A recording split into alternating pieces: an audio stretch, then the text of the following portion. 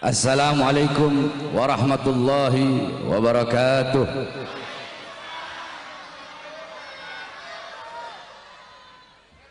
Alhamdulillahil ahad, wassalatu wassalam ala man fis sama ismuhu Ahmad wa fil ardi ismuhu Muhammad wa ala alihi wa sahbihi wa ba'd. Yang saya cintai, yang saya muliakan para alim ulama, para habaib, para kiai, para asatid, para tokoh masyarakat, para aparat pemerintah, wabil khusus Al-Habib Diya Ibn Syahab beserta para habaib dan alim ulama yang lain yang saya cintai, yang saya muliakan, segenap panitia peringatan Maulid Nabi besar Muhammad sallallahu alaihi wasallam beserta seluruh hadirin hadirat, bapak-bapak, ibu-ibu, khususnya para pemuda-pemudi umat baginda Nabi besar Muhammad yang selalu dimuliakan oleh Allah Subhanahu wa taala. Saudara-saudara, sebelumnya saya mohon maaf karena tidak bisa lama. Malam hari ini saya ada 5 tempat. Ini tempat yang pertama, masih ada beberapa tempat lagi. Walaupun sedikit, insyaallah bermanfaat. Hadirin sekalian yang dimuliakan oleh Allah Subhanahu wa taala, kita duduk pada malam hari yang mulia ini dalam rangka Maulid Nabi besar Muhammad. Kita duduk di sini untuk memuliakan dan mengagungkan daripada hari kelahiran baginda Nabi besar Muhammad sallallahu alaihi wasallam. Dalam kitab Khawashi Syarwani ala Tuhfatul Muhtaj, yang dimana kitab tersebut adalah hasyiah daripada kitab Tuhfatul Muhtaj Al-Imam Ibnu Hajar Al-Haytami. Kitab Tuhfatul Muhtaj Al-Imam Ibnu Hajar Al-Haytami adalah syarah daripada kitab Minhaj Al-Imam An-Nawawi. Dalam kitab tersebut, dalam kitab Hasyiah Syarwani dijelaskan, qala muallif, inna afdalal layali huwa lailatul maulidis syarif, thumma lailatul qadar, thumma lailatul jum'ah.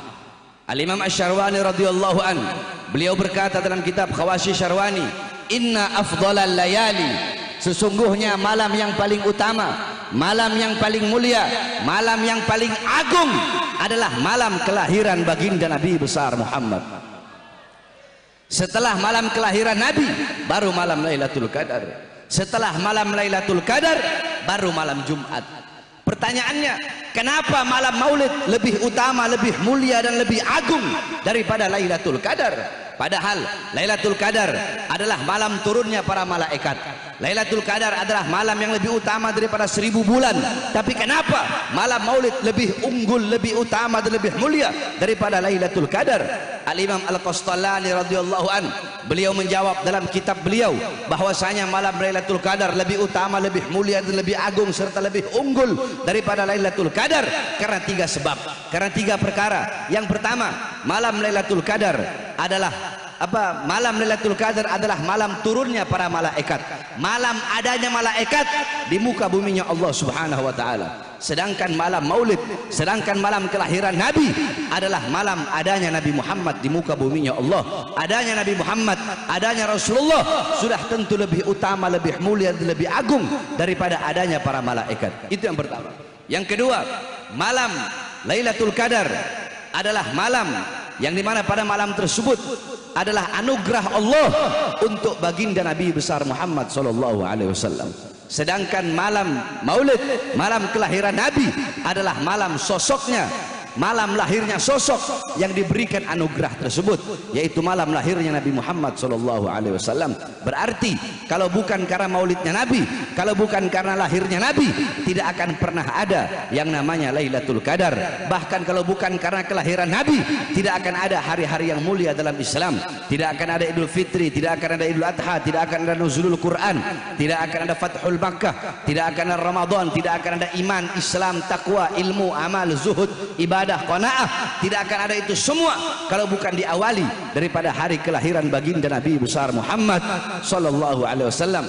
Oleh karenanya saudara-saudara, kita duduk pada malam hari yang mulia ini untuk memuliakan dan mengagungkan kelahiran Nabi. Kita duduk di sini bergembira dengan lahirnya baginda Nabi besar Muhammad sallallahu alaihi wasallam, bergembira dengan lahirnya Nabi yang suruh, yang memerintahkan bukan para ustadz, bukan para kiai, bukan para habaib, bukan para ulama, bukan para aslafun saleh, bukan para tabi'in tabi'in, bukan para tabi'in, bukan para sahabat, tetapi yang memerintahkan bergembira dengan lahirnya Nabi adalah Allah Subhanahu wa taala. Sebagaimana dalam Al-Qur'an Allah Subhanahu wa taala berfirman, "Qul bi fadlillah wa bi rahmati fabidzalika falyafrahu." Katakanlah dengan karunia Allah dan dengan rahmat Allah, maka dengan karunia dan rahmat tersebut falyafrahu, hendaklah mereka bergembira dengan adanya karunia dan rahmat Allah Subhanahu wa taala. Apa karunia Allah? Apa rahmat Allah? Dalam kitab-kitab tafsir dijelaskan oleh para mufassir, dijelaskan oleh para ulama-ulama ahli tafsir, sebagaimana dijelaskan dalam kitab tafsir Jami'ul Bayan Al-Imam Ibnu Jarir At-Tabari, dijelaskan juga dalam kitab tafsir Ma'alimut Tanzil Al-Imam Baghawi, tafsir Madarikut Tanzil Al-Imam An-Nasafi, tafsir Anwarut Tanzil Al-Imam Baydawi, tafsir Kabir Al-Imam Fakhruddin Ar-Razi, tafsir Ad-Durrul Manthur, tafsir Bil Ma'thur Al-Imam As-Suyuti, tafsir Jalalain Al-Imam Jalaluddin Al-Mahalli, dan diteruskan oleh Al-Imam Jalaluddin As-Suyuti bahwasanya rahmat Allah, karunia Allah adalah ilmu. Karunia Allah, ada yang berkata iman, ada yang berkata Islam, ada yang berkata Al-Quran. Rahmat Allah, ada yang berkata iman, ada yang berkata Islam. Akan tetapi dalam ayat yang lain Allah berfirman, "Wa ma arsalnaka illa rahmatan lil alamin." Tidak aku utus engkau wahai Muhammad kecuali engkau adalah rahmat bagi seluruh alam semesta. Rahmat Allah yang paling agung, rahmat Allah yang paling besar adalah baginda Nabi besar Muhammad. Nikmat Allah yang paling besar, nikmat Allah yang paling agung adalah baginda Nabi besar Muhammad.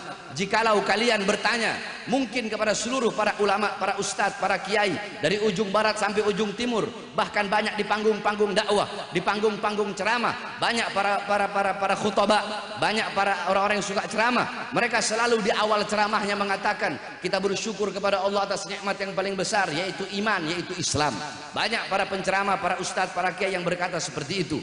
Jikalau kalian bertanya kepada seluruh para ulama dari ujung barat sampai ujung timur, kebanyakan jikalau kalian bertanya apa nikmat yang paling besar, apa nikmat yang paling agung, maka mereka akan menjawab iman, mereka akan menjawab Islam. Tetapi jikalau kalian bertanya kepada Bahar bin Ali bin Smith, apa nikmat yang paling besar, apa nikmat yang paling agung, nikmat yang paling besar, nikmat yang paling agung adalah baginda Nabi besar Muhammad sallallahu alaihi wasallam. Bukankah iman itu ada karena Nabi Muhammad? Bukankah Islam itu ada karena baginda Nabi besar Muhammad sallallahu alaihi wasallam? Maka dengan adanya Nabi Muhammad sebagai rahmat Allah yang paling besar, falyafrahu, hendaklah mereka bergembira, hendaklah kita semua bergembira dengan adanya baginda Nabi besar Muhammad sallallahu alaihi wasallam, sebagaimana yang dijelaskan oleh Imam Busiri di dalam qasidah burdahnya, Muhammadun syukruhu fardun alal umami. Muhammad bersyukur dengan adanya beliau, bersyukur dengan lahirnya beliau, wajib bagi setiap umat untuk bersyukur dengan adanya baginda Nabi besar Muhammad sallallahu alaihi wasallam. Saudara-saudara, jangankan bersyukur dengan adanya Nabi, jangankan bersyukur dengan lahirnya cahaya alam semesta, yaitu baginda Nabi besar Muhammad sallallahu alaihi wasallam. Kita berpuasa pada hari Asyura. Puasa tersebut menjadi ibadah sunnah yang tidak pernah ditinggalkan oleh baginda Nabi besar Muhammad sallallahu alaihi wasallam. Itu asal usulnya, asbabnya, sebab-sebab daripada kita disunnahkan berpuasa pada hari Asyura. Nabi Muhammad pernah bertanya kepada orang-orang Yahudi Madinah tentang puasa mereka pada hari Asyura. Mereka menjawab, kami berpuasa pada hari Asyura karena kami bersyukur kepada Allah, karena kami bersyukur dan berbahagia atas selamatnya Musa dari kejaran Fir'aun. Maka karena kami bersyukur kepada Allah untuk mengungkapkan rasa syukur kami, untuk mengungkapkan kebahagiaan kami, maka kami pun berpuasa. Apa kata Rasulullah? Nahnu ahaqqu bi Musa minkum, kami lebih berhak atas Musa daripada kalian. Nabi Muhammad pun berpuasa dan memerintahkan kepada para sahabat untuk berpuasa pada hari Asyura sehingga menjadi ibadah sunnah. Saudara-saudara, berpuasa pada hari Asyura sunnah bagi kita umat Islam. Kenapa? Karena bersyukur dan bergembira atas selamatnya Nabi Musa dari kejaran Fir'aun menjadi ibadah sunnah bagi kita. Maka bagaimana kita bersyukur kepada Allah bukan hanya atas selamatnya Musa saja, akan tetapi atas selamatnya seluruh alam semesta berkat adanya baginda Nabi besar Muhammad sallallahu alaihi wasallam. Jikalau bergembira dan bersyukur kepada Allah atas selamatnya Fir'aun menjadi ibadah sunnah, atas selamatnya Musa dari kejaran Fir'aun menjadi ibadah sunnah, maka bagaimana kita bersyukur kepada Allah atas selamatnya seluruh alam semesta berkat adanya baginda Nabi besar Muhammad sallallahu alaihi wasallam. Bukankah dikatakan fa kaifa tad'u ila dunya daruratuman laulahu lam tukhrajid dunya minal adami. Bagaimana mungkin Nabi Muhammad akan tertarik kepada kemewahan dunia, kejayaan dunia, kesenangan dunia, kemakmuran dunia, sedangkan kalau bukan karena Nabi, dunia tidak akan pernah keluar dari ketiadaannya. Dunia tidak akan pernah ada kalau bukan karena baginda Nabi besar Muhammad sallallahu alaihi wasallam. Karena Nabi Muhammad bukan hanya Nabi Musa, para nabi, para rasul, Nabi Allah Adam, Idris, Nuh, Saleh, Ibrahim, Ismail, semuanya selamat berkat baginda Nabi besar Muhammad sallallahu alaihi wasallam. Nabi Allah Adam alaihissalam, Allah terima taubatnya selama ratusan tahun, 450 tahun Allah belum terima taubat Nabi Adam. Nabi Allah Adam Allah turunkan di bawah kaki gunung Himalaya di India. Siti Hawa Allah turunkan di Jeddah. Iblis Allah turunkan di Basrah. 450 tahun Allah belum terima taubat Nabi Adam. Allah terima ketika di Mekah. Kenapa? Karena membawa nama baginda Nabi besar Muhammad sallallahu alaihi wasallam. Nabi Allah Adam terselamatkan berkat Nabi Muhammad. Nabi Allah Nuh Allah selamatkan dari banjir berkat Nabi Muhammad, karena dalam tulang sulbinya terdapat nur baginda Nabi besar Muhammad. Nabi Allah Ibrahim Allah selamatkan dari api Namrud, karena dalam tulang sulbinya terdapat Nabi Muhammad SAW, cahaya Nabi Muhammad. Nabi Allah Ismail alaihissalam Allah selamatkan dari penyembelihan Nabi Allah Ibrahim. Kenapa? Karena dalam tulang sulbinya terdapat nur baginda Nabi besar Muhammad. Para nabi, para rasul, bukan hanya Nabi Musa, Nabi Allah Ibrahim, bapaknya para nabi, bapaknya para rasul Allah selamatkan berkat dalam tulang sulbinya terdapat nur baginda Nabi besar Muhammad. Para nabi, para rasul terselamatkan beserta seluruh alam semesta berkat adanya baginda Nabi besar Muhammad. Maka sudah menjadi kewajiban bagi kita umat Islam untuk bersyukur dengan adanya baginda Nabi besar Muhammad sallallahu alaihi wasallam. Oleh karenanya saudara-saudara sekalian, khususnya para pemuda-pemudi Islam, pulang dari ini acara maulid, bawa akhlaknya Nabi, bawa ilmunya Nabi, bawa amalnya Nabi, bawa waroknya Nabi, bawa khaufnya Nabi, bawa khasyahnya Nabi, bawa zuhudnya Nabi. Jadikan Nabi Muhammad sebagai engkau punya teladan, sebagai engkau punya uswah, engkau punya pedoman, engkau punya idola dalam kehidupan sehari-hari.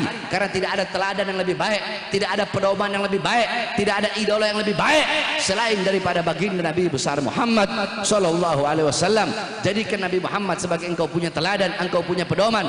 Berpegang teguhlah engkau kepada Al-Qur'annya Nabi Muhammad, kepada kitabnya Nabi Muhammad, kepada sunnah-sunnah baginda Nabi besar Muhammad sallallahu alaihi wasallam. Senangkan Nabi Muhammad, gembirakan Nabi Muhammad dengan menghidupkan engkau punya rumah tangga dengan ajaran Nabi Muhammad sallallahu alaihi wasallam, dengan agama Nabi Muhammad sallallahu alaihi wasallam. Saudara-saudara sekalian yang dimuliakan oleh Allah Subhanahu wa taala, wasiat saya terakhir bagi seluruh para pemuda-pemudi Islam, wahai para pemuda-pemudi Islam, syubbanul yum rijalul ghad, pemuda-pemuda masa kini adalah pemimpin-pemimpin di masa yang akan datang.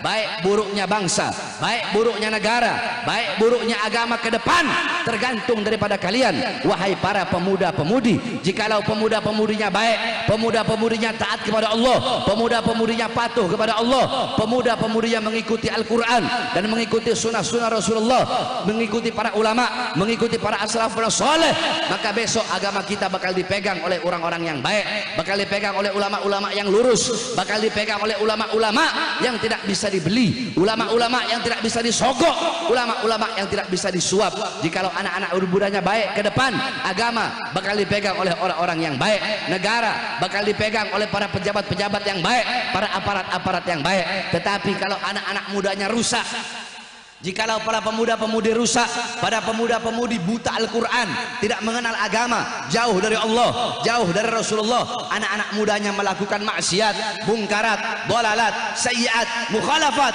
anak-anak mudanya mabuk-mabukan, anak-anak mudanya narkoba, anak-anak mudanya berjudi, anak-anak mudanya melacur, anak-anak mudanya pergaulan bebas, anak-anak mudanya buta agama, maka besok ke depan bangsa kita, negara kita bakal menjadi negara yang buruk. Negara kita bakal jadi negara yang rusak, bangsa kita bakal menjadi bangsa yang rusak, agama bakal dipegang oleh orang-orang yang rusak. Oleh karenanya para pemuda-pemudi Islam harus menjadi pemuda-pemudi yang selalu berada di barisan paling depan untuk menyampaikan kebenaran. Jangan pernah engkau takut untuk menyampaikan kebenaran, jangan pernah engkau takut menyampaikan yang hak itu hak dan yang batil itu batil. Saudara-saudara, kebenaran adalah milik Allah dan Allah pasti akan memenangkan sesuatu yang menjadi miliknya. Saudara-saudara, kita tidak butuh kepada 1000 pemuda yang lembek, Kita tidak butuh kepada 1000 pemuda yang tidak memiliki himmah, yang tidak memiliki ghirrah di dalam berjuang untuk agama, untuk bangsa, dan untuk NKRI yang kita cintai. Kita tidak butuh kepada 1000 pemuda yang tidak memiliki rasa kecemburuan apabila bangsa dijajah, apabila bangsa dinista, apabila agama dinista, apabila agama dihinakan. Tetapi kita lebih memilih satu pemuda tetapi dalam hatinya berkobar api-api perjuangan, satu pemuda tetapi tidak pernah mundur walaupun satu langkah di dalam membela kebenaran. Saudara-saudara sekalian yang dimuliakan oleh Allah Subhanahu wa taala, jangan pernah engkau takut untuk menyampaikan kebenaran. Selalulah engkau membela engkau punya agama, membela engkau punya bangsa, membela engkau punya NKRI. Saudara-saudara, jangan beri ruang bagi para pengkhianat-pengkhianat bangsa untuk hidup nyaman di negara Indonesia yang kita cintai ini. Saudara-saudara sekalian yang dimuliakan oleh Allah Subhanahu wa taala, saya Bahar bin Ali bin Smith, berkali-kali saya masuk penjara, saudara-saudara. Kenapa saya masuk penjara? Apakah karena diri saya yang saya bela? Apakah yang saya bela anak istri saya? Apakah yang saya bela kelompok saya? Apakah yang saya bela saya punya murid-murid? Tidak, saudara-saudara sekalian yang dimuliakan oleh Allah Subhanahu wa taala. Pertama saya masuk penjara 2 tahun. Kemudian saya keluar. Ketika saya keluar, saudara-saudara, baru 2 hari saya keluar, saya ditahan. Kemudian dibawa ke Nusa Kambangan, saudara-saudara. Kedua tangan saya diborgol, perut saya diborgol, kaki saya diborgol. Borgol dari tangan nyambung ke perut, dari perut nyambung ke kaki. Baru 2 hari saya bebas. Kenapa saya ditahan? Kenapa saya dipenjara? Karena dalam ceramah saya ketika itu awal-awal pandemi, awal-awal corona, saya berkata, wahai para pejabat, wahai pemerintah, wahai presiden, coba engkau lihat, coba kalian lihat, rakyat kalian kurung dalam rumah, tidak kalian beri makan. Apakah kalian ingin menghidupkan rakyat atau mematikan rakyat? Wahai para pemerintah, coba kalian lihat, mal-mal milik asing kalian buka, tetapi warung-warung kecil milik pribumi kalian tutup. Saudara-saudara, saya tanya, siapa yang saya bela? Rakyat atau bukan? Jawab yang keras, rakyat atau bukan? Siapa yang saya bela? Siapa yang saya bela? Siapa yang saya bela? Yang saya bela rakyat, saudara-saudara. Demi bangsa, demi rakyat, jangankan hanya di penjara, nyawa saya, jiwa saya murah harganya untuk tumpah, saudara-saudara. Apakah cukup sampai di situ? Tidak, saudara-saudara. Saya bebas murni dari lapas Gunung Sindur. Belum sampai 1 bulan saya sudah ditahan lagi, saudara-saudara, di Polda Jabar. Kenapa? Karena dalam ceramah saya membahas syuhada KM 50, saudara-saudara, yang dibantai, KM 50 yang wafat, yang syahid karena menjaga imam besar kita Habib Muhammad Rizik bin Husain bin Syihab. Saya dituduhkan menyebarkan berita bohong, saudara-saudara. Tetapi alhamdulillah di dalam persidangan saya buktikan bahwasanya kami bukanlah yang suka menyebarkan berita bohong. Tidaklah apa yang kami sampaikan kecuali itu adalah kebenaran, dan alhamdulillah terbukti dalam persidangan bahwasanya saya tidak sama sekali menyampaikan berita bohong, saudara-saudara. Hadirin sekalian, yang saya bela adalah para laskar-laskar, para syuhada yang wafat, yang meninggal dunia. Hadirin sekalian yang dimuliakan oleh Allah, 1 polisi wafat, 1 polisi meninggal dunia, dibunuh, dibantai dengan keji. Udah dibunuh, difitnah lagi. Sama siapa? Sama Sambo, saudara-saudara. Saya tanya, Sambo biadab apa tidak? Biadab apa tidak? Bejat apa tidak? Penjahat apa bukan? Bajingan apa bukan?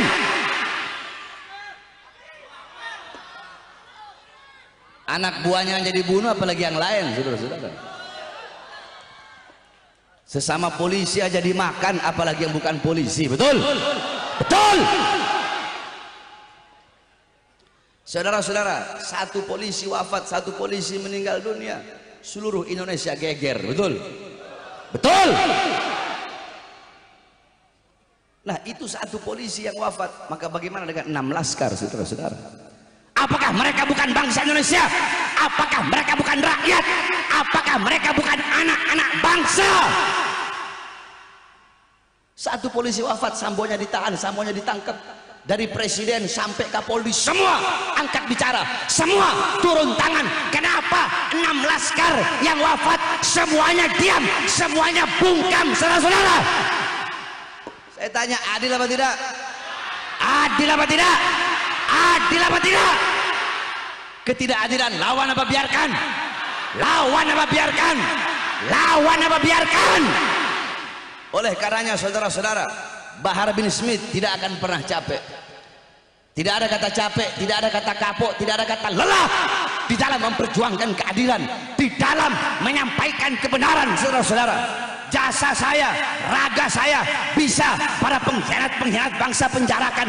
Jasad saya sampaikan, hei kalian, kalian bisa memenjarakan jasad saya, kalian bisa memborgol tangan saya, perut saya, kaki saya, kalian bisa memenjarakan mata saya daripada melihat dunia luar. Tetapi demi Allah, suara-suara kebenaran yang saya sampaikan tidak akan pernah bisa kalian penjarakan. Oleh karena saya tanya semua masyarakat yang hadir di sini, semua yang hadir di sini siap berjuang, siap sampaikan kebenaran, siap perjuangkan keadilan, siap lawan kezaliman, siap lawan para pengkhianat-pengkhianat bangsa. Jangan pernah takut, saudara-saudara. Di sini ngomong siap, siap, siap. Ntar ditahan polisi keok. Banyak orang-orang sekarang ini beraninya lagi banyak orang doang, lagi sendiri ampun-ampun. Oleh karenanya terakhir sebelum saya tutup, hadirin sekalian yang dimuliakan oleh Allah, besok tanggal 2 Desember ada acara akbar yaitu reuni 212. Hadirin, 212 bukan hanya milik FPI, betul? 212 bukan hanya milik organisasi Islam tertentu, betul? 212 bukan hanya milik umat Islam saja, betul? 212 bukan hanya milik orang Islam, bukan hanya milik organisasi A, B, C, D, bukan. Tetapi 212 adalah milik seluruh bangsa. 212 adalah milik seluruh rakyat, betul? 212 adalah simbol daripada keadilan. 212 adalah simbol daripada melawan kezoliman dan kemungkaran, saudara-saudara. Oleh karenanya saya, Bahar bin Ali bin Smith, mengajak kepada seluruh masyarakat, seluruh rakyat Indonesia, khususnya umat Islam dan khususnya bagi jamaah yang hadir pada malam hari ini, untuk kita sama-sama datang dalam acara Istighothah Akbar pada tanggal 2 Desember. Tempatnya belum tahu di mana, nanti insya Allah bakal dikasih tahu. Kita semua sama-sama hadir istighothah, kita ketuk pintu langit memohon kepada Allah agar Allah berikan yang terbaik bagi bangsa kita, bagi negara yang kita cintai, yaitu negara Kesatuan Republik Indonesia. Saya tanya semua yang hadir di sini, siap putihkan Jakarta? Siap putihkan Jakarta pada reuni 212? Siap datang, siap bawa keluarga, siap putihkan Jakarta, siap ketuk pintu langit, siap memperjuangkan keadilan, siap melawan kezaliman. Allahu Akbar, Allahu Akbar, Allahu Akbar. Indonesia merdeka, merdeka, merdeka. NKRI harga mati, NKRI, NKRI, merah putih, merah putih, merah putih. Indonesia siap berjuang untuk bangsa, siap berjuang untuk negara, siap berjuang untuk Islam. Allahu Akbar, Allahu Akbar, Allahu Akbar. Walafu minkum, wassalamualaikum warahmatullahi wabarakatuh. Salatullah salam ala taha rasulillah. Salatullah salamullah ala yasid habibillah. Salatullah